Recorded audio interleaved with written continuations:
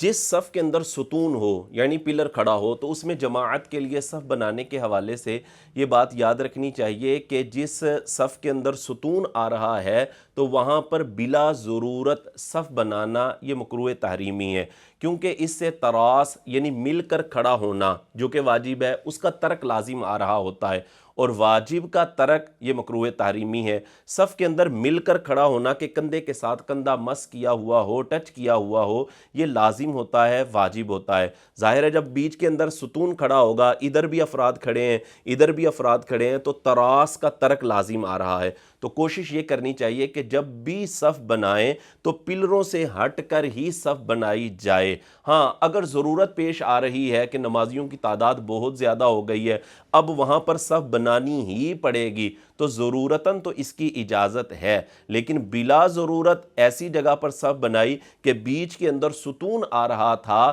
تو یہ ترک واجب ہوگا، اور ترک واجب مکروہ تحریمی ہوتا ہے۔ اس کا اگر حوالہ اور دلیل دیکھیں تو سنن ابن ماجہ حدیث نمبر 1002، نبی کریم علیہ السلام کے زمانہ اقدس کے اندر جو عمل کیا جاتا تھا اس حوالے سے راوی بیان کرتے ہیں، فرماتے کننا ننہا ان نصف بین السواری علی عہد رسول اللہ صلی اللہ علیہ وآلہ وسلم۔ راوی کہتے ہیں کہ ہمیں رسول اللہ صلی اللہ علیہ وآلہ وسلم کے زمانہ اقدس میں ستونوں کے درمیان صف بنانے سے منع کیا جاتا تھا، کیونکہ ستونوں کے درمیان صف بنائیں گے تو وہ ترک واجب ہو جائے گا، تراس کا ترک لازم آئے گا۔ لہذا جب بھی صف بنائیں تو کوشش یہی کرنی چاہیے کہ پلروں سے ہٹ کر صف بنائی جائے۔